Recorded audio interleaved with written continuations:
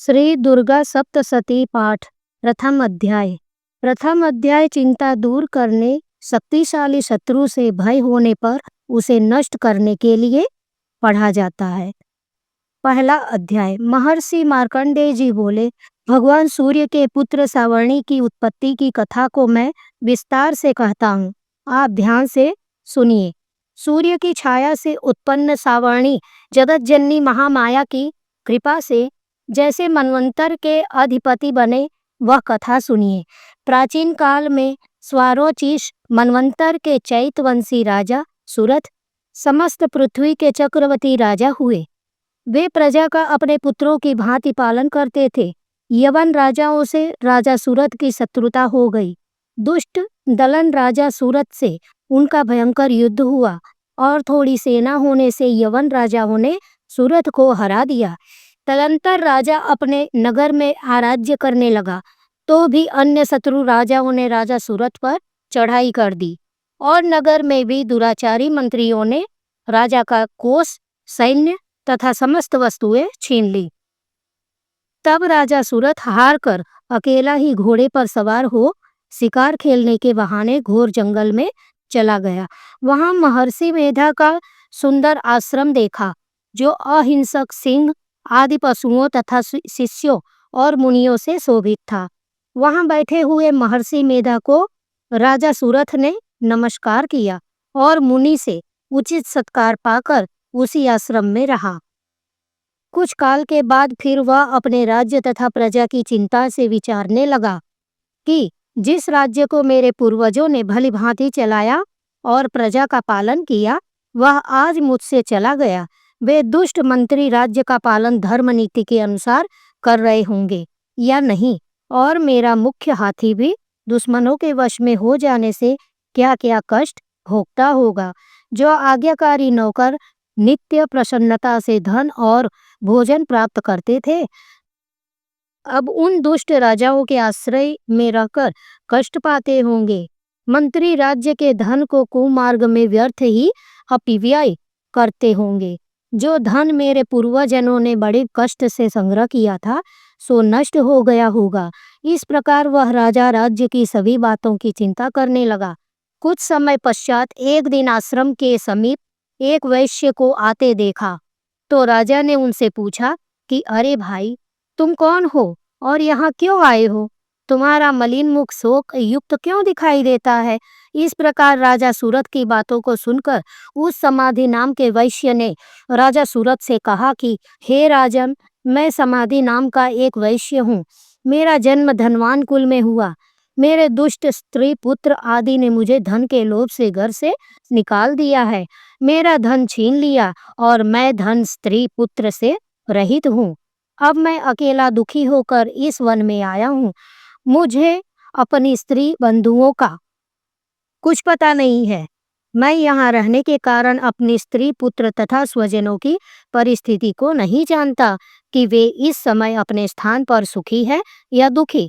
मैं यह भी नहीं जानता कि मेरे पुत्र सदाचारी हैं या व्यभिचारी। राजा बोला, जिन स्त्री पुत्रादि ने तेरे धन संपत्ति को छीन लिया है, फिर उन्हीं के स्नेह में तेरा मन क्यों जाता है?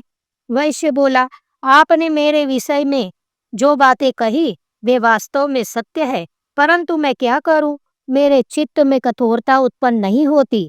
जिन पुत्रादि ने धन के लोभ में आकर मुझे घर से निकाल दिया है, मेरा चित्त फिर भी उन्हीं में आसक्त होता है। मैं क्या करूं? इन स्वजनों के निर्मोही होने पर भी मेरे मन में उनके प्रति प्रेम है। मार्कंडेय ऋषि बोले, हे द्विज श्रेष्ठ, तत्पश्चात राजा सूरथ और समाधि वैश्य दोनों मिलकर मेधा मुनि के समीप गए और प्रणाम करके बैठकर मेधा ऋषि मुनि के साथ कथा प्रसंग करने लगे। राजा बोला, हे भगवान, मैं आपसे एक बात पूछना चाहता हूँ, आप कृपा करके बताओ। हे महाराज, मेरा मन वश में नहीं है, इससे मुझे दुख है। गए हुए राज्य तथा अन्य सभी स्त्री पुत्र बांधवों की ममता मुझे अभी तक बनी हुई है। हे मुनि श्रेष्ठ, यह जानते हुए भी मेरा स्नेह उससे अज्ञानियों की भांति विशेष बढ़ता जाता है और इस समाधि वैश्य को इसके स्त्री पुत्रादि ने त्याग दिया है तथा इसे घर से बाहर निकाल दिया है। यह भी उनमें अत्यंत आसक्त रहता है। इसी तरह हम दोनों बहुत दुखी हैं। हे महाभाग, उनके दोषों को जानते हुए भी हम दोनों का हृदय उनके प्रति आसक्त रहता है। इतना ज्ञान होते हुए भी ऐसी ममता क्यों है? हम दोनों को अज्ञानियों की भांति मूढ़ता क्यों उत्पन्न हो रही है? महर्षि मेधा ने कहा, समस्त जंतुओं को जानने योग्य ज्ञान होता है। हे महाभाग, सभी प्राणी पृथक पृथक होते हैं। कोई दिन में नहीं देखते, कोई रात में नहीं देखते और कोई दिन रात में समान दृष्टि से देखते हैं। पुरुष ज्ञान युक्त है, यह सत्य है, इसमें संदेह नहीं। केवल उसमें ही नहीं, सभी पशु पक्षी मृगादि में भी मनुष्य की भांति ज्ञान होता है। यह स्थूल ज्ञान होता है। जैसे मनुष्यों में आहार आदि की इच्छा उत्पन्न होती है, वैसे ही पशु पक्षी आदि में भी आहार विहार निद्रा मैथुन आदि की इच्छा उत्पन्न होती है। ज्ञान होने पर भी पक्षियों की भांति भूखे होने पर भी ममतावश अपने बच्चों को चोंच में स्नेह से चुगा देकर प्रसन्न होते हैं। हे राजन, मनुष्य भी अपने पुत्र पौत्रों से इसी भांति बर्ताव करते हैं। वह पालन पोषण इस इच्छा से कि जब हमारी वृद्धावस्था आवेगी तब हमारा पालन पोषण वे करेंगे। क्या यह तुम नहीं देखते कि पुत्रादि उनका भरण पोषण न भी करे तो भी माता पिता तो करते ही हैं, क्योंकि विश्व की स्थिति को रखने वाली महामाया के प्रभाव से वह मोह के गड्ढे में डाल दिए गए हैं। इसमें कोई आश्चर्य नहीं है, क्योंकि यह भगवान विष्णु की योग निद्रा है जिससे संसार मोहित हो जाता है। यही भगवान की महामाया है। वह भगवती देवी बड़े ज्ञानियों के चित्त को जबरदस्ती खींचकर मोह में डाल देती है। इस देवी ने ही चराचर विश्व को उत्पन्न किया है और यही देवी प्रसन्न होकर भक्तों को वरदान देती है। जय मां अम्बे। जिससे मुक्ति मिलती है वही मुक्ति की परम हेतु और सनातनी ब्रह्म ज्ञान स्वरूपा विद्या है। राजा बोला, हे भगवान, आप जिसे महामाया कहते हैं वह कौन सी देवी है? वह देवी कैसे उत्पन्न हुई और उसका क्या कार्य है? उसका स्वभाव, स्वरूप, उत्पत्ति आदि के विषय में सुनना चाहता हूँ। सो आप सभी वृतांत मुझे सुनाइए। ऋषि ने कहा, वह देवी नित्य है और सब चराचर में व्याप्त है, तथापि उसकी उत्पत्ति अनेक भांति से है और उस कथा को तुम मुझसे सुनो। यह भगवती देवताओं की कार्य सिद्धि को उत्पन्न होती है और अजन्मा उत्पन्ना कहलाती है। जब भगवान विष्णु संपूर्ण विश्व को त्याग अंत में जल ही जल करे योग निद्रा में शेष सैया पर शयन कर रहे थे, उस समय विख्यात मधुकैटभ नाम के दो घोर असुर भगवान विष्णु के कान के मैल से पैदा होकर ब्रह्मा जी को मारने को तैयार हुए। ब्रह्मा जी विष्णु भगवान के नाभि कमल पर स्थित थे।